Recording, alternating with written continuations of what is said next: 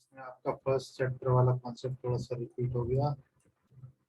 ई निकालने के लिए ई क्या है, मोटर वेलोसिटी। इसमें स्ट्रेन और स्ट्रेस निकालने के बाद हमने ई निकाला। ई निकालने के बाद बकलिंग लोड निकाला। बकलिंग लोड निकालने के बाद आपने सेफ लोड निकाली, फैक्टर ऑफ सेफ्टी गिवन है। अब नेक्स्ट आता है क्वेश्चन। देखो मोमेंट ऑफ इनर्शिया वाला टॉपिक कितना इम्पोर्टेंट इसलिए था, देखो आपके यहाँ पे यूज होता है। हेलो सर, अब आज ब्रेक हो रही है।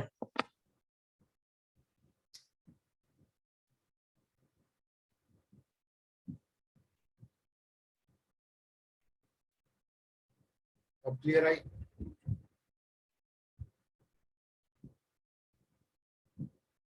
अब क्लियर आ रही बेटा? कंफर्म करो। क्लियर आ रही है? जी सर। सर अभी भी ब्रेक हो रही है थोड़ी थोड़ी। सर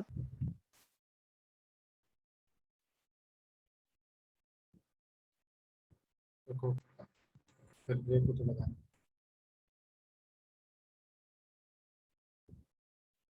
तो आइलर्स ट्रिपलिंग लोड निकालना है हमें फॉर द आई सेक्शन।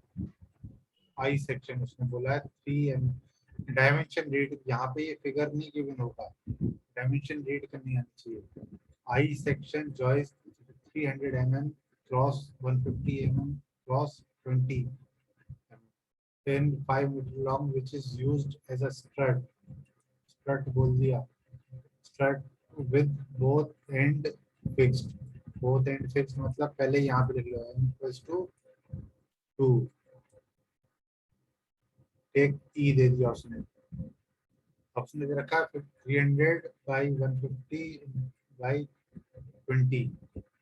तो हमेशा ध्यान रखना, पहले जब आई सेक्शन चॉइस की बात होती है पहले उसकी डेप्थ आती है। मैक्सिमम वाली डेप्थ होगी, ये डेप्थ होगी 300 mm और नेक्स्ट फ्लेंज होगा, फ्लेंज 150 और जो लास्ट डायमेंशन होगी थिकनेस होगी सारी उसकी।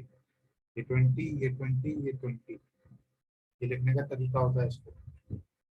ठीक है, आखिर में 500 या 600 500 क्रॉस 300 या फिर क्रॉस 150 लिखता, ये 50 होता, ये 500 होता, ये आपका 200 होता, जो भी लिखता होता सेकंड।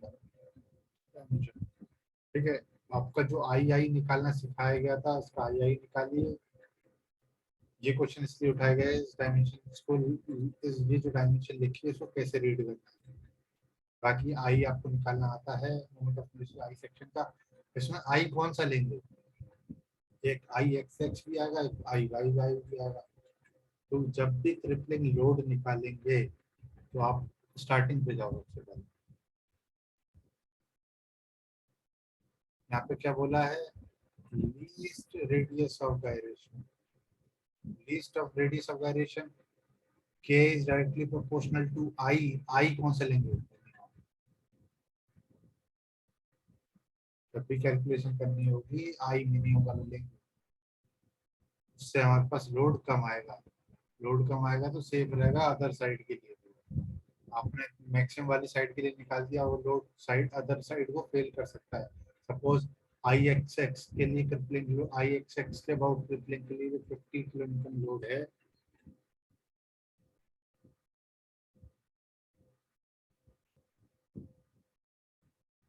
आई एक्स एक्स के अबाउट ट्रिपलिंग लोड 150 किलोमीटर है, तो आई वाई वाई के लिए 100 है।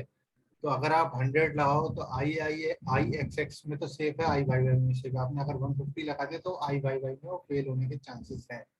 तो आई हमेशा मिनिमम वाला लेते हैं। तो मिनिमम वाला कौन सा ले रहे हैं, तो इसका आ रहा है 1.1 1.4, इसका 1.14 वाला लेंगे।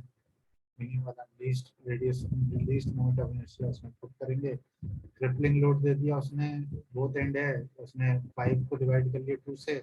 आपकी एन की वैल्यू 2 है, या फिर आप एन डायरेक्ट रखो, ट्रिपलिंग लोड आ गया। अब आता है दूसरा, जो आपने बोला था, आपके में 2 केस बोले गए, एक आपको बोला गया है रैंकाइन्स फॉर्मूला, दूसरा बोला गया है, पहला बोला गया है आयलर्स फॉर्मूला, दूसरा बोला है रैंकाइन्स फॉर्मूला।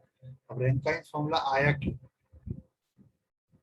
आयलर्स, अब ये देखना आयलर्स की लिमिटेशंस थे। Euler's gives correct results only for very long columns which fails by buckling. हमने ये पढ़ा कि भाई buckling में फेल होगा तो Eilers फॉर्मूला यूज होगा। शॉर्ट कॉलम क्रशिंग में फेल होते हैं। आपने क्रशिंग वाला फंडा देख लिया, क्रशिंग में पी वाई ए वाला फंडा देख लिया। अब जो जनरली हमें रियल लाइफ में दिखते हैं वो कई बार लॉन्ग कॉलम भी नहीं होंगे, शॉर्ट कॉलम भी नहीं होंगे, मीडियम कॉलम होंगे। In practice we came across struts over which neither too long or not medium column हो गए। The failure of the column will due to combined effect की बात आ जाती है, क्रशिंग एंड बकलिंग। देखो आपने देखा जब डायरेक्ट फेल हो तो आपने डायरेक्ट फर्स्ट चैप्टर का फंडा लगाया, कौन सा वाला, लोड अपॉन एरिया वाला फंडा लगाया, उससे आपने निकाल लिया स्ट्रेस स्ट्रेन वाले फंडे से। जब लॉन्ग कॉलम हो गया तो आपने आइलर्स वाला लिया। जब मीडियम कॉलम आया तो मीडियम कॉलम के लिए आपके पास रैंकाइन्स ने थ्योरी दिया, रैंकाइन्स थ्योरी ने किया है जिसमें आपका यूज होता है। रैंकाइन्स के लिए क्या होता है, रैंकाइन दोनों applicable for both short column and long column. और जो रैंकाइन्स आइलर्स फॉर्मूला है वो आपका लॉन्ग कॉलम के लिए वैलिड है। तो इसमें इन्होंने कंबाइन करके फॉर्मूला दे दिया 1/p। रैंकाइन्स फॉर्मूला क्या कहता है, 1/p equals to 1/pc। pc क्या है, crushing load, 1/pe Euler's load. इसने क्या किया, दोनों थ्योरी क्रशिंग वाली थ्योरी उठाई और आइलर्स थ्योरी उठाई, दोनों को कंबाइन कर दिया। कंप्रेसिव लोड वाला कंप्रेसिव स्ट्रेस से दिया गया, पी क्या है आपका आइलर्स थ्योरी से दिया गया, ये रैंकाइन्स थ्योरी, ये दोनों के लिए वैलिड है। पीसी क्या होगा, कंप्रेसिव लोड कंप्रेसिव स्ट्रेस, ये मटेरियल बेस्ड है, एरिया ऑफ कॉलम आपने निकाल लिया, पीई से निकाल लिया आइलर्स वाले फॉर्मूले से, इसमें पुट कर दिया। इसमें आप जब सॉल्व करके लाओगे तो ये फॉर्मूला अल्टीमेटली ये आ जाता है।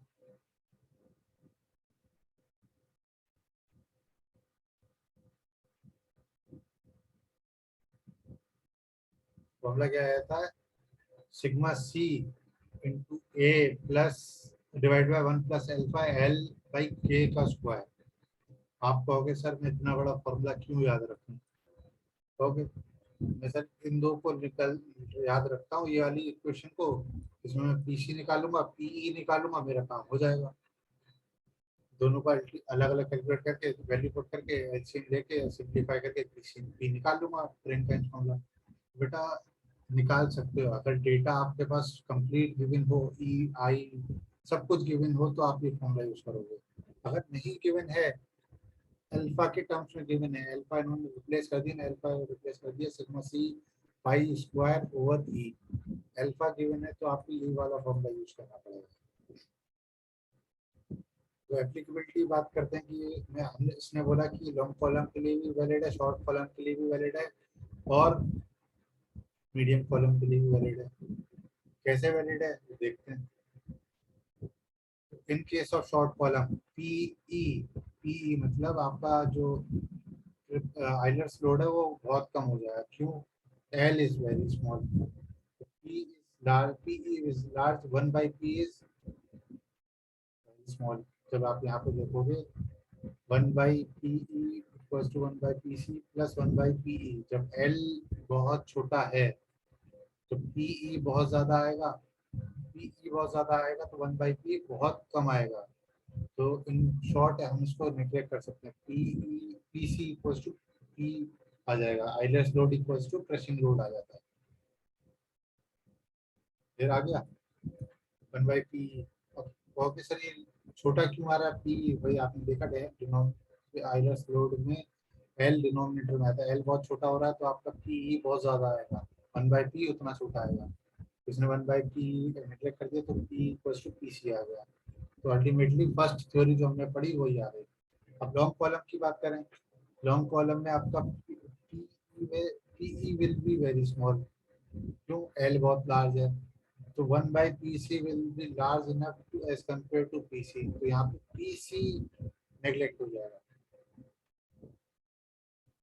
ठीक है, पीसी नेगलेक्ट हो गया तो P इक्वल्स टू आ गया P मतलब डायरेक्ट रैंकाइन लोड आ गया आइलर्स लोड के अकॉर्डिंग। तो आपका क्रिपलिंग लोड रन टाइम के थ्रू भी निकालें या फिर उससे निकालें, दोनों से सेम हो जाएगा। ये थ्योरी बेसिकली मीडियम कॉलम के लिए ही वैलिड है। तो इसमें अल्फा की वैल्यू इन्होंने दे दी है।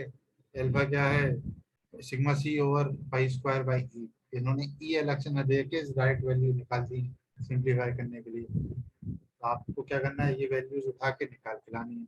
अगर आपके पास ई सिग्मा सी सब कुछ अलग अलग दे रखा है तो आप डायरेक्टली अलग अलग निकाल के एलसीएम लेके सिंप्लीफाई कर लोगे, ठीक है। अगर नहीं गिवन है तो अल्फा गिवन है तो आपको यही फॉर्मूला यूज करना पड़ेगा। सिग्मा सी गिवन होगा, उसमें एरिया का डायमेंशन दे रखी होगी, एल इफेक्टिव बाई के निकालना पड़ेगा, के आई बाई ए से निकालोगे, I by under root I by slenderness ratio जो आपने अभी ऊपर पढ़ा वही निकालना है यहाँ पे, उसका स्क्वायर करोगे। ये अल्फा की वैल्यूज गिवन है, तो क्रिटिकल कुछ लोग दे रखे हैं, डायरेक्ट क्वेश्चन पे आ जाते हैं। क्वेश्चन पढ़ो। आपको फॉर्मूला ये याद रखना है और ये फॉर्मूला याद रखना है। इन दोनों में से जैसा डेटा गिवन हो उसके अकॉर्डिंग आप फॉर्मूला अडॉप्ट कर लोगे, बाकी डेटा गिवन होगा उसमें, ठीक है। अब क्वेश्चन पढ़ते हैं। A hollow cast iron column of external diameter 250 mm and internal diameter of 200 mm is 8 meter long with one end fixed and other end is hinged। end की वैल्यू बोलो कितनी हो गई, one fixed other end hinged। end की value बोलो, बोलो 1 बेटा। दो बोथ एंड हिंज होता तब होता है ना वन। वन सर 1/2 1/2 होगा सर। पढ़ो ध्यान से क्या लिखा है, रूट 2 होगा। One by one root and 2 होगा। Is fixed root 2। यहाँ कहाँ कंफ्यूजन हो जाता है, पीछे देखा करो, थोड़ा सा देखा करो। देखो one and fixed other and hinge, ये वाला केस है रूट 2। फ्री होता तो 1/2, बोथ एंड हिंज होता तो 1। सबसे पहले जब क्वेश्चन पढ़ा करो सबसे पहले एन की वैल्यू लिख लो, क्योंकि वहां वो हमेशा ही मिस होता है, एक्सपीरियंस से बताया जा रहा है, हमेशा ही मिस हो जाता है। तो इसमें सिग्मा सी दे दिया उसने, अल्फा दे दिया, इसका मतलब आपको पास दूसरा आइलर्स फॉर्मूला यूज करना पड़ेगा ये। तो आपको इसमें अल्फा गिवन है, सिग्मा सी गिवन है, एल ये नहीं गिवन है, ये आपको कैलकुलेट करना पड़ेगा, ए भी कैलकुलेट करना पड़ेगा। आपने सिर्फ अल्फा की वैल्यू दे रखी है, आपने एल इफेक्टिव निकाल लिया। एल इफेक्टिव क्या है, एल बाई रूट 2। तो एन की वैल्यू लिख लो या तो फिर एल रख लो। फिर आई निकाला आपने, ए निकाल लिया, के निकाला, आई बाई ए से निकाला, आई बाई ए अंडर रूट के आ गया, ये रेडियस ऑफ ए एम में। ठीक है। इसमें आप आके आप क्या करेंगे, के निकाल लिया, के आ गया, आपके पास के आ गया। एल एल आपको पता है, एल इफेक्टिव, इसमें वैल्यूज पुट करेंगे, अल्फा की वैल्यू पुट करिएगा, सिग्मा सी की वैल्यू पुट करिएगा, एरिया की वैल्यू पुट करिएगा, पीसीआर निकाल के बताइए मुझे कितना है। ई की वैल्यू नहीं पता, वैल्यू पुट कर देते हैं अपन। सिग्मा सी कितना गिवन है, सिग्मा सी 550।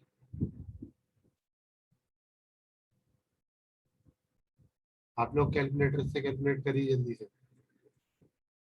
सिग्मा सी के बाद इंटू एरिया, एरिया कितना है 17671.46 divided by 1 plus alpha. Alpha की वैल्यू कितनी है, 1/1600 तो के कितना है 80, 80.04। ऊपर कैपिटल एल, एल यहाँ पे एल इफेक्टिव वाला नहीं, ये वाला है। एल कैसे निकालते हैं, एल इफेक्टिव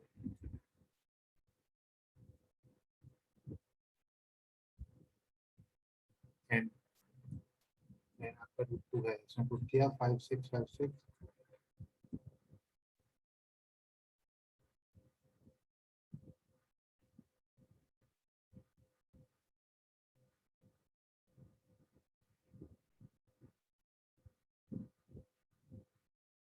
इसकी वैल्यू बताइए कितनी आ रही है।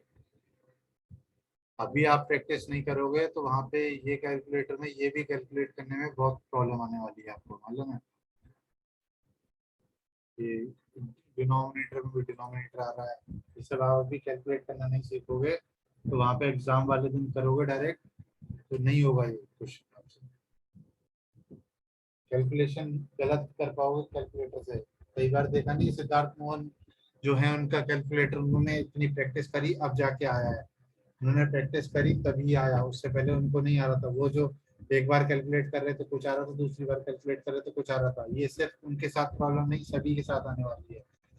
उनको इसलिए आ गई कि उन्होंने कैलकुलेटर यूज करना स्टार्ट कर दिया था।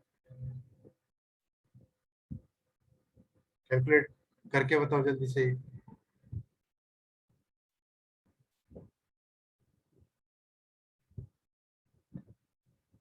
बोलो।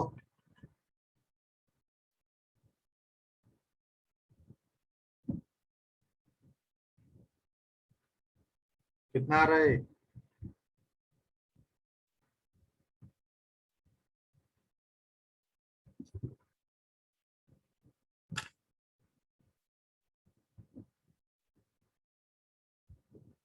आर्य, अंकित, ट्राई कर रहे हो नहीं कर रहे हो? यस सर, ये बताओ कितना आ रहा है इसका? बहुत ज्यादा आ गया सर। कितना ज्यादा? 2357988। यूनिट बोलो उसके साथ। इसमें आया है ये। न्यूटन में। न्यूटन में आया, किलोमीटर में कर लो तो ज्यादा आ जाए तो हमेशा किलोमीटर में रिपोर्ट Two- करो। 2358 किलो न्यूटन हो जाएगा सर। और किसने कैलकुलेट किया कंफर्म करो।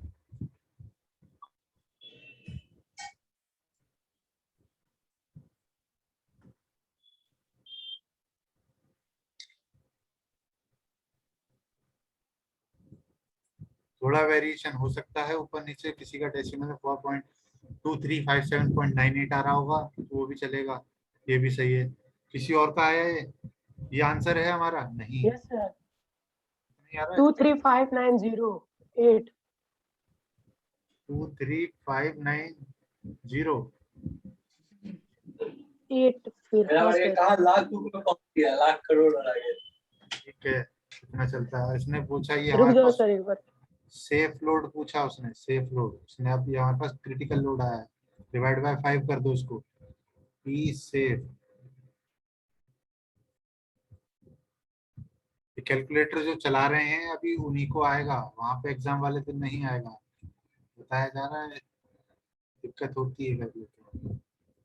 आप कहोगे क्वेश्चन मैंने सही लिखी थी, आंसर क्यों सही नहीं आया? क्योंकि जब तक आप अभी चलाना नहीं सीखोगे तो दिक्कत आ जाती है वहां पे। डिवाइड बाय 5 कितना आ रहा है अभी?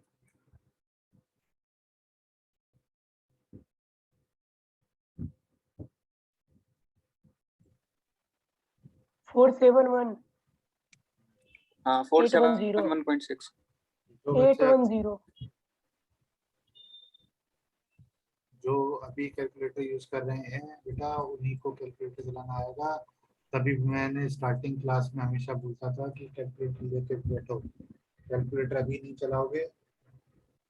इन लोगों ने प्रैक्टिस करी है जिन्होंने आंसर बोला है, और जिन्होंने प्रैक्टिस नहीं करी है उनका आंसर नहीं आ रहा होगा, उनका कुछ और आ रहा होगा अजीब सा आंसर। किसी को डाउट है यहाँ तक? आपको इस पूरे चैप्टर में जो मेन फोकस की चीज है वो ये फॉर्मूला है। मैं ब्लू टिक ग्रीन टिक से कर देता हूँ, जो आपको याद होना चाहिए। ये फॉर्मूला याद होना चाहिए, एक ये फॉर्मूला याद होना चाहिए।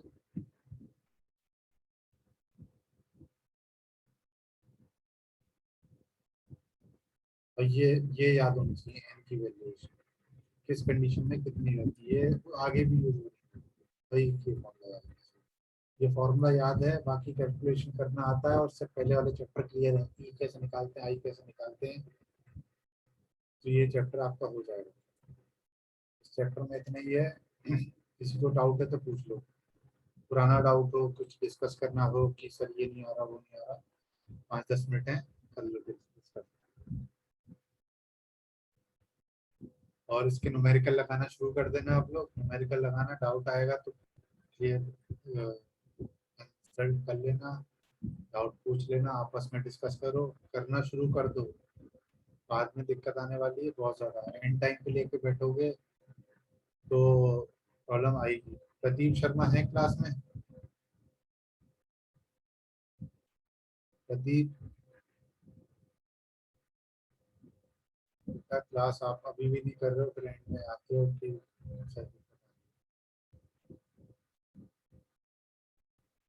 करो, ठीक है। किसी को कुछ पूछना है? बोलो, आवाज आ रही है? Yes sir. सर सर जी, Yes, इस चैप्टर sir. में कॉलम, इस चैप्टर में Sir. कॉलम का थ्योरम पूछ सकता है सर जी? नहीं बेटा, थ्योरम नहीं है आपके चैप्टर में। थ्योरम मतलब वो डेरिवेशन बोल रहे हो ना? जी सर। डेरिवेशन नहीं है आपके में, वो थोड़ा सा हायर मैथमेटिक्स आ जाती है उसमें। Higher order differential equation use होती है, वो आपके सिलेबस में शायद आपको पढ़ाई नहीं गई है अभी तक। डिफरेंशियल इक्वेशन पढ़ाई होगी आपको फर्स्ट ईयर में, पढ़ाई थी नहीं पढ़ाई थी? No sir. सर पर यहाँ तक मैथ आए में नहीं था। थे सर। पढ़ाया गया था मैथ में सर था। पढ़ाया था, हायर ऑर्डर नहीं पढ़ाया था, नॉर्मल डिफरेंशियल इक्वेशन पढ़ाया गया होगा। पढ़ाया ही नहीं था सर। तभी वो आपके सिलेबस में नहीं है। आप सिलेबस उठा के देखो, डेरिवेशन सर हायर ऑर्डर तो सर वो था ना जिसमें सर 2 बार डिफरेंशिएशन करना पड़ता था और किसी में 3 बार, वो सर हायर ऑर्डर। हाँ, 3 बार भी 4 बार भी जाता है, डी की पावर 5 भी जाता है, 4 भी जाता है। हाँ सर वो वाला हो गया है मेरा। हाँ सर, हो गया। वो वैसे आपके सिलेबस में नहीं है, जिसको पूछना है वो पूछ लेना मुझसे बाद में, मैं बता दूंगा। वो सर जेई बुक के में दिया में, हुआ था हायर ऑर्डर। हाँ, जो आपका जेई का एग्जाम होता है उसमें, इसमें सिंपली सपोर्टेड कंडीशन के लिए डेरिवेशन आता है, ये वाला जिसको करना हो तो ये 8.7 वाला ये कर लेना। इसके अलावा कोई सा डेरिवेशन नहीं आता है आपके जेई में, जेई मेंस में, जूनियर इंजीनियर का मेंस का जो एग्जाम होता है उसमें आता है, वो भी फर्स्ट केस, इसके अलावा कोई केस नहीं आता। मतलब बोथ एंड आर हिंज या पिंड वाला केस आता है, बाकी अलावा कुछ नहीं आता। ये हायर ऑर्डर इक्वेशन बनती है पावर 2 की, इसको सॉल्व करना आना चाहिए, इसका सॉल्यूशन आता है ए एक्स बार वाला उससे आता है। तो ये आपको ये याद रखना, ये डाउट ये नहीं होना चाहिए गलत, यही गलत होता है। मैं इतने उससे इतने बार देख रहा हूँ कि एन की वैल्यू गलत है, सब कैलकुलेशन करते हैं, ई निकालते हैं, आई निकालते हैं, सारी कैलकुलेशन, एल की वैल्यू गलत है। एल की वैल्यू एन पे डिपेंड करती है, एन की वैल्यू गलत है तो एल की वैल्यू गलत हो जाता है। ठीक है, इसके न्यूमेरिकल लगाना शुरू कर देना, या तो फिर आप इस डायरेक्ट इसी टेबल को याद कर लेना। वैसे ये सही रहता है, एक फॉर्मूला या फिर इसको एन की वैल्यू चेंज करते रहो। ठीक है, तो इसके न्यूमेरिकल लगाना शुरू कर देना। न्यूमेरिकल लगाओगे, प्रैक्टिस करोगे तभी आएगा। प्रैक्टिस करो, कुछ 1-2 क्वेश्चन गड़बड़ होंगे, समझ में आएगा। कैलकुलेटर चलाना सीख लो पहले तो। अभी तक आप में से बहुत सारे होंगे जो क्लास में नहीं है, जो क्लास में है उनको एटलीस्ट कैलकुलेटर चलाना आ गया होगा, जो नहीं है उनको कैलकुलेटर चलाना भी नहीं आना। उनसे ये क्वेश्चन सॉल्व करने को दे दो, ये वाली में से भी हो नहीं रही है, हमारा आंसर आ रहा है 1000 कुछ आंसर है, ये कैलकुलेटर चल रहा है। ठीक है, आज के लिए इतना रखते हैं, किसी को डाउट पूछना है तो बोलो, रुकते हैं वरना फिर बंद करते हैं क्लास। बोलो। सर आपके पास प्रीवियस ईयर का क्वेश्चन पड़ा हुआ है सेंटर का? प्रीवियस ईयर मतलब ये कॉलेज वाला? जी सर, जो सेंटर पे एग्जाम होता है जैसे हमारा होगा वो वाला। नहीं बेटा, वो तो आपका भूल जाओ, वो तो रिपीट नहीं होगा, एक बार देख लो। सोच रहे हो सर क्या? बस फॉर्मेट समझना था उसका। तो फॉर्मेट में देखता हूँ, कोई और सा पढ़ा होगा या इसका ही पढ़ा होगा, मैं भेजता हूँ। ठीक है, ओके। या सर कोई लास्ट ईयर का कोई पढ़ा होगा तो वही सर भेज दीजिए। ठीक है, मेरे पास बैक वाला पेपर का पड़ा हुआ है, वही मैं शेयर कर दूंगा। वो मैंने ही बनाया था बैक का पेपर। ठीक है, बाकी मैंने जो 2 ओके पेपर सर। बनाए थे वो सबमिट हो जाते हैं, उसका सॉफ्ट कॉपी भी नहीं रहती, वहीं पे बैठ के बनानी पड़ती है।